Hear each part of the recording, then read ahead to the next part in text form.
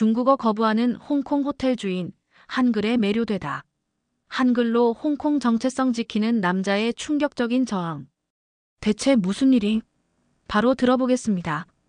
그 전에 잠깐, 시청 전 좋아요와 구독은 사연 소개에 큰 힘이 됩니다. 안녕하세요. 저는 리안 웨이입니다. 올해 58 홍콩 침사추이에서 작은 부티크 호텔 하버뷰를 운영하고 있습니다. 20년 전 작은 게스트하우스로 시작해 지금은 객실 15개의 아담한 호텔로 성장했지요.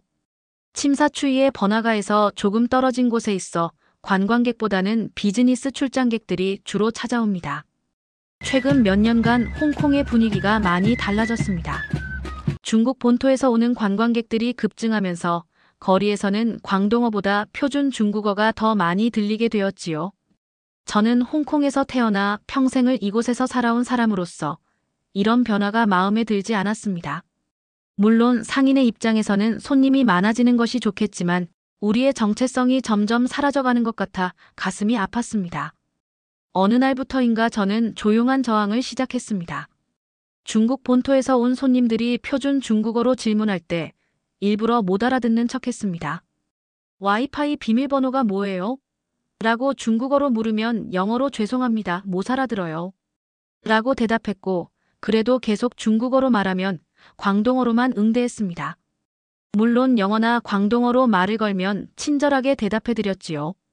처음에는 단순히 답답한 마음에 시작한 일이었지만 점차 제 호텔의 암묵적인 규칙이 되어갔습니다.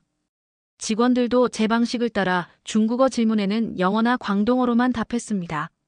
손님들 중에는 불쾌해하는 분들도 있었지만 오히려 이런 정책을 지지하는 홍콩 현지인들이 더 많았습니다.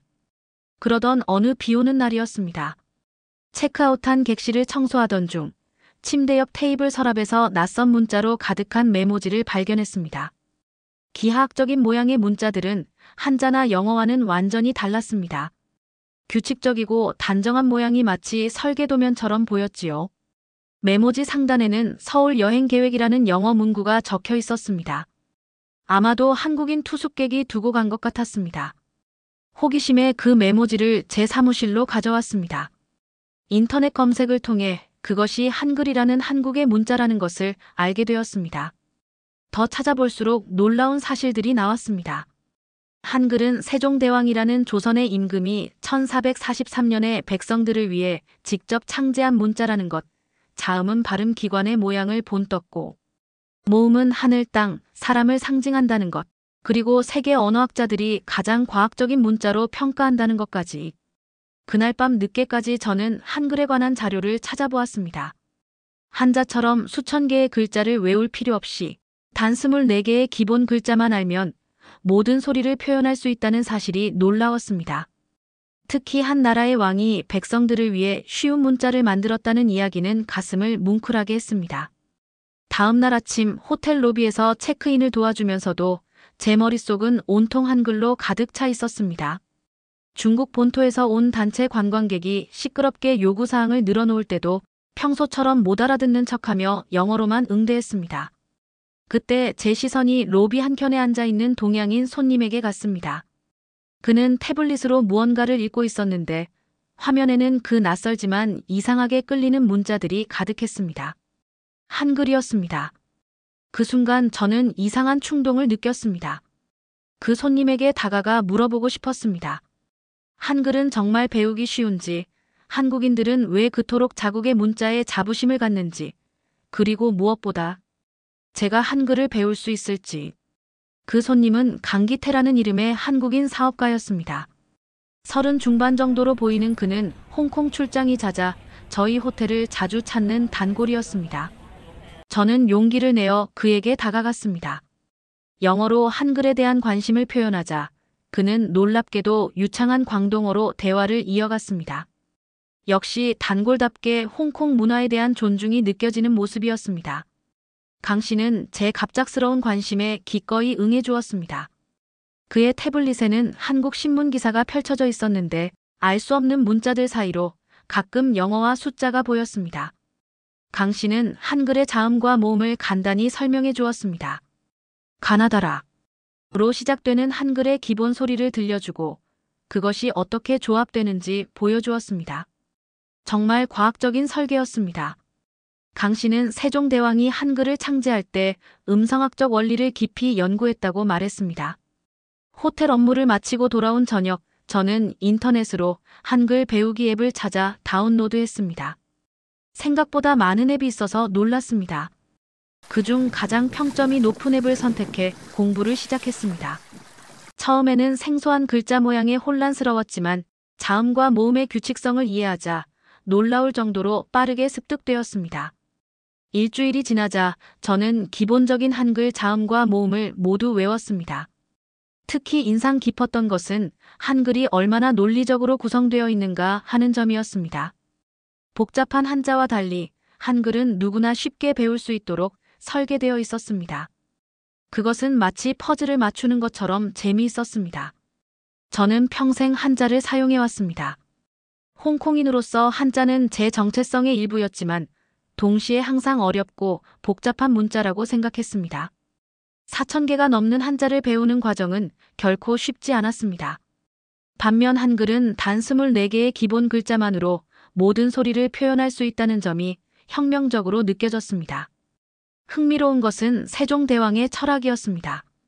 그가 한글을 만든 이유는 단순히 편리함 때문이 아니었습니다. 백성들이 쉽게 글을 배워 지식에 접근할 수 있게 하려는 민주적 이상이 바탕에 있었습니다. 15세기에 이런 생각을 가진 지도자가 있었다는 사실이 놀라웠습니다.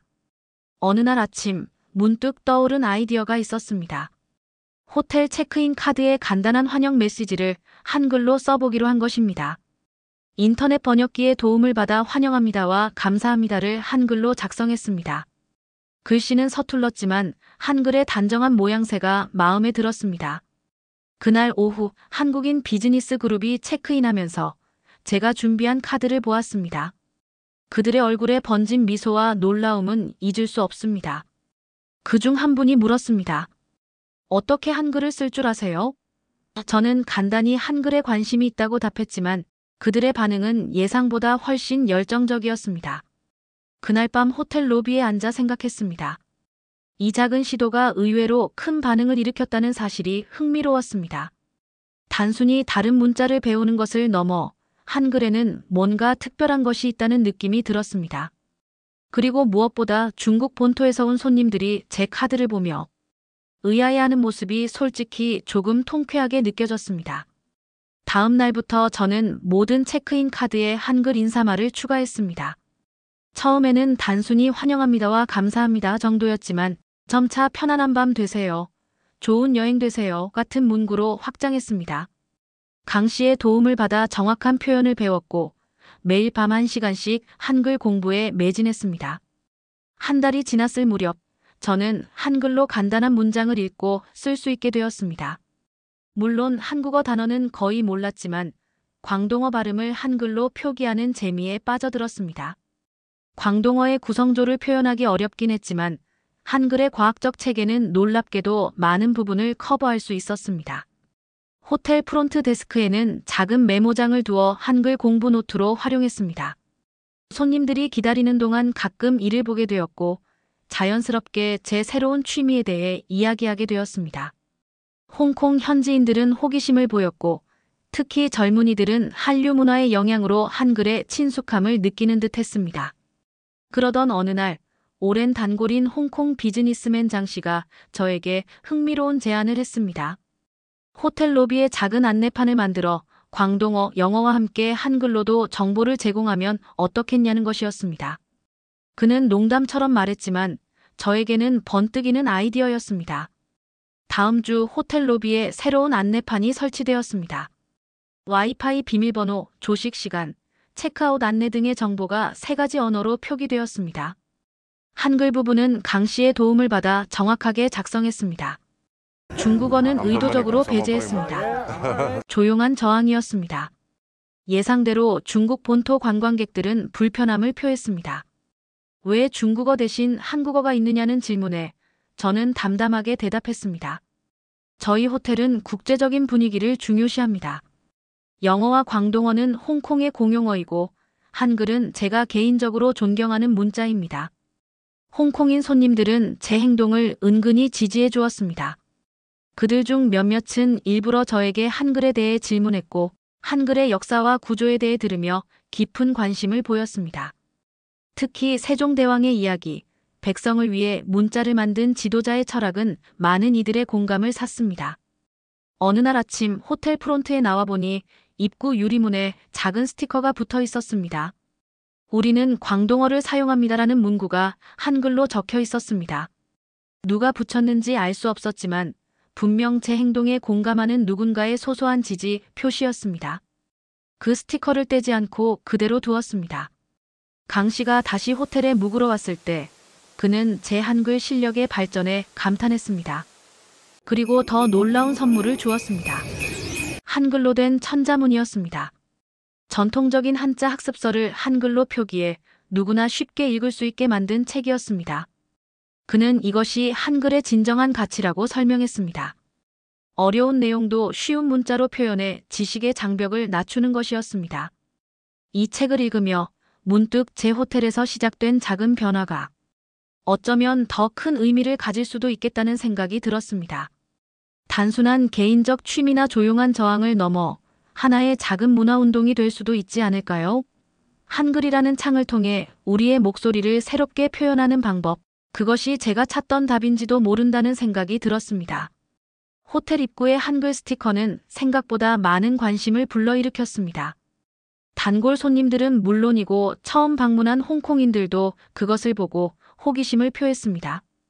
일부는 스마트폰으로 사진을 찍기도 했습니다.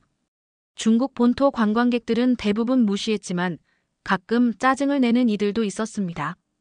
그럴 때마다 저는 정중하게 대응했습니다. 개인 사업장의 언어 선택의 자유입니다. 제 호텔 소식은 입소문을 타고 퍼졌습니다.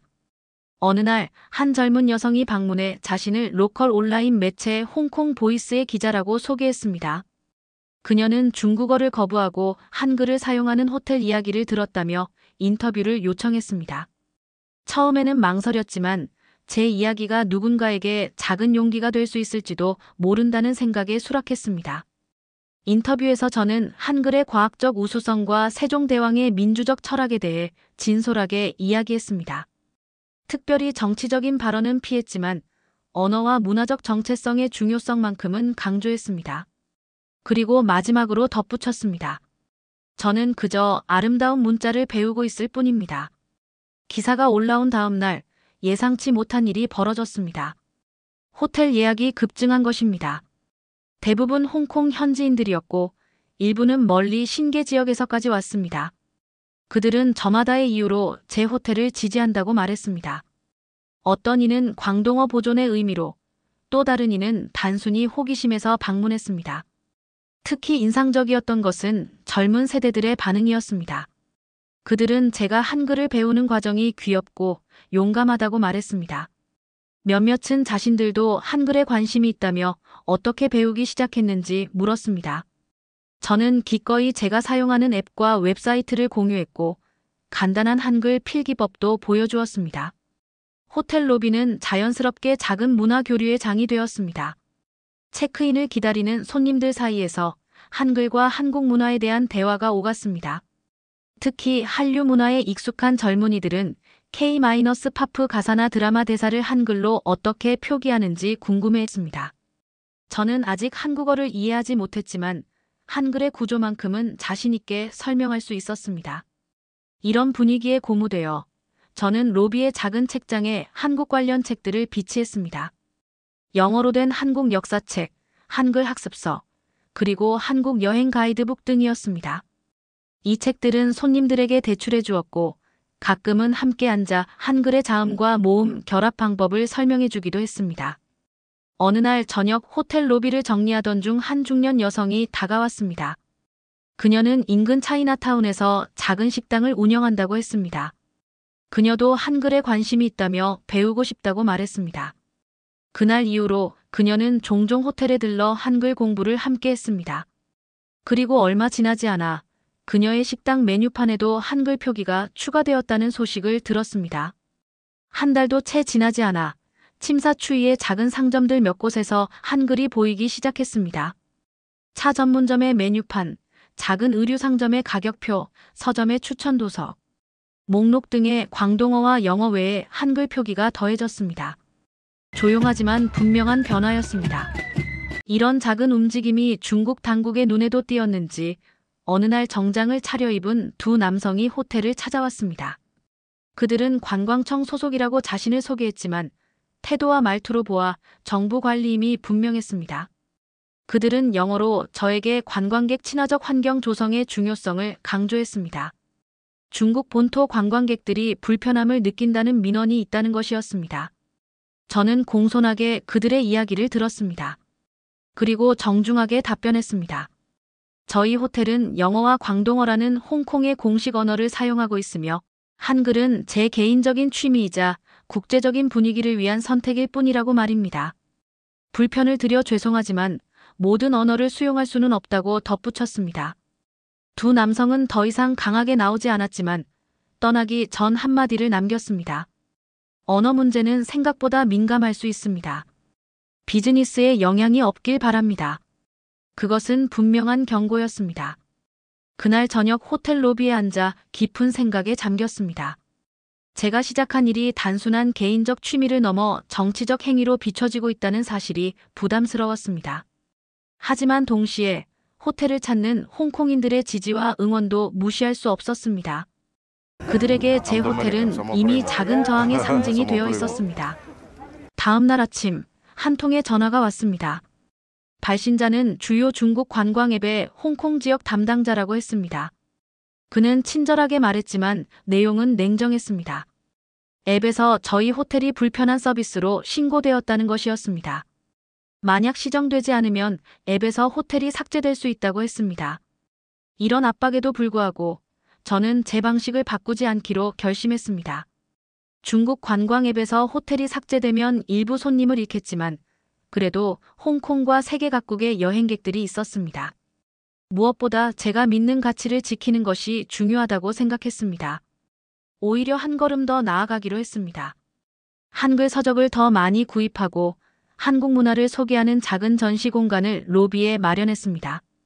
세종대왕의 초상화와 함께 훈민정음 해례본의 첫 페이지를 복사해 액자에 넣었습니다. 그 아래에는 영어와 광동어로 번역된 유명한 문구가 적혀 있었습니다. 나라의 말이 중국과 달라 문자와 서로 통하지 않으니 이런 까닭으로 어리석은 백성이 말하고자 하는 바가 있어도 마침내 제 뜻을 펴지 못하는 사람이 많다.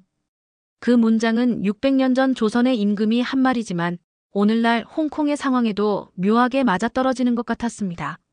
언어는 단순한 소통 도구를 넘어 정체성과 자존감의 핵심이라는 메시지가 담겨 있었습니다. 호텔을 찾은 손님들은 이 작은 전시에 깊은 관심을 보였습니다. 특히 한국인 손님들은 멀리 홍콩에서 자국의 문화와 역사가 이렇게 존중받고 있다는 사실에 감동을 표했습니다. 그들 중 몇몇은 호텔에 작은 선물을 보내왔습니다. 한글로 쓰여진 엽서, 한국 전통차, 심지어 세종대왕 초상화가 그려진 기념품까지. 제 호텔에 대한 소식은 예상보다 빠르게 퍼져나갔습니다. 어느 날 아침 로컬 신문 사우스 차이나 모닝포스트의 문화면에 작은 기사가 실렸습니다. 침사추이의 한글 호텔, 조용한 문화혁명을 일으키다라는 제목이었습니다. 기사에는 제 얼굴 사진과 함께 호텔 로비의 한글 안내판이 실려 있었습니다. 기자는 저를 직접 인터뷰한 적이 없었지만 손님들과의 대화를 통해 이야기를 구성한 듯 했습니다. 이 기사로 인해 호텔은 더욱 주목받게 되었습니다. 방문객 중에는 단순한 호기심으로 오는 이들도 있었고 진지하게 한글에 관심을 보이는 이들도 있었습니다. 특히 홍콩의 젊은 대학생들이 많이 찾아왔습니다. 그들은 이미 한류 문화에 익숙했고 한글이 홍콩에서 새로운 문화적 상징이 되어가는 것에 흥미를 느끼는 듯 했습니다. 한 젊은 학생은 제게 홍콩 대학교에서 한글과 한국어 강좌가 인기를 끌고 있다고 말해주었습니다. 코로나19 이후 한국 여행이 활발해지면서 실용적인 이유도 있지만 많은 학생들이 한글의 과학적 원리와 철학적 배경에 매료되어 있다고 했습니다. 세종대왕의 이야기는 특히 민주화 운동을 경험한 홍콩 젊은이들에게 깊은 울림을 주었습니다.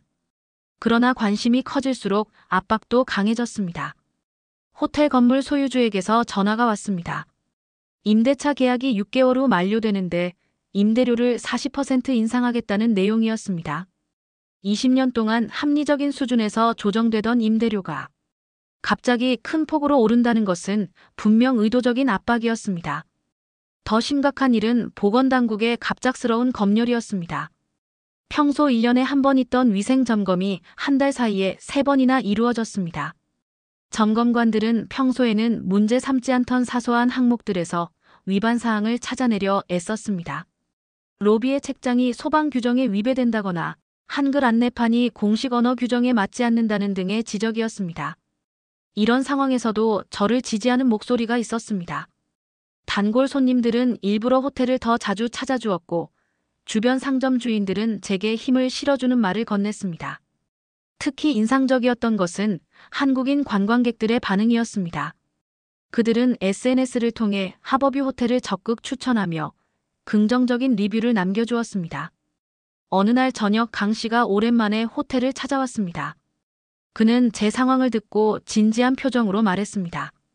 한국에서는 일제 강점기 때 한글이 금지되었지만 비밀리에 한글을 보존하고 연구한 학자들이 있었다고 합니다. 그들은 조선어학회라는 단체를 만들어 한글 사전을 편찬했고 그 과정에서 투옥과 고문까지 감수했다고 했습니다. 그 이야기를 들으며 깊은 감동을 느꼈습니다. 제가 겪는 어려움은 그들에 비하면 아무것도 아니었습니다. 한글을 지키기 위해 목숨을 걸었던 이들이 있었다는 사실이 저에게 큰 용기를 주었습니다. 세종대왕이 시작하고 수많은 이들이 지켜온 한글의 여정에 제가 이역만리, 홍콩에서 작은 동참을 하고 있다는 생각이 들었습니다. 임대료 인상과 당국의 압박으로 호텔 운영이 어려워지고 있었지만 저는 결코 물러서지 않기로 마음먹었습니다. 오히려 더 적극적으로 한글을 알리기 위한 계획을 세우기 시작했습니다. 이제 한글은 단순한 취미를 넘어 제 정체성과 신념을 표현하는 중요한 방식이 되었습니다. 오후 늦은 시간 로비를 정리하던 중 날카로운 굽소리가 들렸습니다. 정장을 곱게 차려입은 두 남성이 호텔 입구로 들어섰습니다. 그들의 태도와 걸음걸음에서 공식적인 분위기가 느껴졌습니다. 리안 웨이 씨, 영어로 건네는 첫 마디부터 긴장감이 감돌았습니다. 그가 관광청 소속이라고 자신을 소개했지만 제 직감으로는 분명 정부 관리였습니다. 저희가 우려하는 점이 있습니다. 그는 차갑고 단호한 어조로 말했습니다. 현재 귀하의 호텔 운영 방식이 관광객들에게 불편을 주고 있습니다. 특히 중국 본토에서 오시는 손님들의 민원이 상당합니다. 제 손에 쥐어진 걸레를 천천히 내려놓았습니다. 그의 눈빛은 호텔 로비 구석구석을 살피고 있었습니다. 관광객들은 우리 호텔의 서비스에 불만을 제기하고 있습니다. 한글 표기와 중국어 사용 제한은 적절하지 않습니다. 그의 말에 잠시 침묵이 흘렀습니다. 제 마음속에서는 분노와 두려움이 뒤섞였지만 겉으로는 태연한 미소를 지었습니다. 저희 호텔은 영어와 광동어를 공식 언어로 사용하고 있습니다. 한글은 제 개인적인 취미이자 문화에 대한 존중입니다. 모든 손님들에게 최선을 다해 서비스하고 있습니다. 그의 눈빛이 차갑게 식었습니다. 언어 문제는 생각보다 민감할 수 있습니다. 비즈니스에 영향이 없길 바랍니다. 떠나는 그들의 뒷모습을 바라보며 문득 창문 밖 주차된 검은 세단이 눈에 들어왔습니다. 차량의 어두운 유리 너머로 누군가 저를 응시하는 것 같았습니다. 그날 밤 호텔은 평소와 다른 긴장감에 휩싸였습니다. 갑자기 들리는 큰 소리. 산산조각난 로비 현관의 유리창. 누군가의 위협적인 메시지였습니다. 어둠 속에서 저는 떨리는 손으로 전화기를 집어들었습니다. 이제 시작일 뿐이었습니다. 유리창을 깨뜨린 그 사건 이후로 제 결심은 더욱 확고해졌습니다. 두려움에 굴하지 않고 오히려 한 걸음 더 나아가기로 마음먹었습니다. 호텔 로비 한쪽에 작은 한글 도서 코너를 만들기로 한 것입니다. 오래된 책장 하나를 구해 정성스럽게 닦아냈습니다. 한국인 단골 손님 강기태 씨의 도움으로 몇 권의 한글 책을 모았고 그의 추천으로 세종대왕의 이야기와 한글의 역사를 담은 책들로 코너를 채워나갔습니다. 처음에는 호기심 어린 시선들이 도서 코너를 맴돌았습니다. 젊은 손님들이 먼저 관심을 보이기 시작했고 차츰 나이든 홍콩 시민들도 한글 책장을 들여다보기 시작했습니다. 어떤 분들은 손가락으로 한글 글자를 따라 읽으며 흥미로운 표정을 지었습니다. 놀라운 일은 그 다음에 일어났습니다. 호텔을 찾는 손님들이 하나둘 한글 책을 호텔에 기증하기 시작한 것입니다. 한국 여행 가이드북, 한국 문화에 관한 책, 심지어 한글 학습서까지 다양한 책들이 모여들었습니다. 제 작은 한글 도서 코너는 점점 풍성해졌고 그 의미는 점점 커져갔습니다. 주변 상점 주인들도 조용히 변화하기 시작했습니다. 카페 메뉴판 구석에 한글 표기가 조심스레 등장하고 의류가게 가격표에도 한글 문자가 보이기 시작했습니다. 마치 보이지 않는 연대가 형성되는 듯 했습니다. 한 젊은 대학생은 제게 말했습니다. 선생님, 한글은 너무 아름답고 과학적인 문자예요. 세종대왕의 철학이 얼마나 대단했는지 알게 되었어요. 그의 눈빛에는 존경과 감동이 가득했습니다. 그렇게 제 작은 저항은 조용히 그러나 힘있게 퍼져나가고 있었습니다. 누군가의 위협도 압박도 이 작은 문화의 힘을 막을 수 없을 것만 같았습니다. 바깥 세상은 여전히 긴장감으로 가득했지만 호텔 로비의 한글 도서 코너는 평화로움 그 자체였습니다. 한 장 한 장 넘어가는 책장, 호기심에 가득 찬 눈빛들, 그리고 조용히 피어나는 희망. 제 작은 저항은 이제 멈추지 않을 것입니다. 세월은 흘러 계절이 바뀌었고 호텔에 또다시 큰 변화의 바람이 불어왔습니다. 건물주로부터 온 통보는 예고 없이 날아왔습니다. 현재 임대료의 40%나 인상하겠다는 내용. 이는 명백한 압박이자 위협이었습니다. 다른 이라면 좌절했겠지만 저는 달랐습니다. 세종대왕의 용기를 배운 제게 이 정도의 도전은 두렵지 않았습니다. 오히려 더 작고 아담한 장소로 이전할 결심을 했습니다. 침사추이의 작은 골목, 오래된 건물 2층에 자리 잡은 공간을 발견했습니다. 놀라운 일은 그 다음에 일어났습니다. 호텔의 오랜 단골들과 주변 상인들이 자발적으로 이사를 돕겠다고 나섰습니다. 젊은이들은 페인트 칠을, 중년 상인들은 가구 운반을, 노령의 손님들은 따뜻한 격려와 조언을 보내왔습니다. 새 호텔은 이전보다 더욱 아늑하고 따뜻했습니다. 로비 벽면에는 한글로 쓰인 세종대왕의 명언이 걸렸고 작은 한글 도서관은 더욱 풍성해졌습니다. 오래된 의자와 테이블은 마치 오랜 친구들처럼 새로운 공간에 자리 잡았습니다. 개업 당일 예상을 훨씬 뛰어넘는 손님들이 몰려들었습니다. 홍콩의 다양한 세대가 모여 축하의 박수를 보냈고 한국인 관광객들은 감동의 눈물을 보였습니다. 어떤 이는 한글로 쓴 환영 메시지에 박수를 치고 어떤 이는 조용히 고개를 끄덕였습니다. 세상은 변하고 있었고 그 변화의 중심에 저와 제 작은 호텔이 있었습니다. 60평생을 살아오며 처음으로 이렇게 뜨거운 승리를 맛보았습니다. 압박과 위협 속에서도 흔들리지 않고 문화와 언어에 대한 존중을 지켜낸 것입니다. 한글은 단순한 문자가 아니라 저에게는 희망의 상징이 되었습니다. 창문 밖으로 보이는 침사추이의 풍경은 그 어느 때보다 밝고 맑았습니다. 제 작은 호텔은 이제 단순한 숙박시설이 아니라 문화와 저항의 상징이 되어가고 있었습니다. 오늘 사연은 여기까지입니다.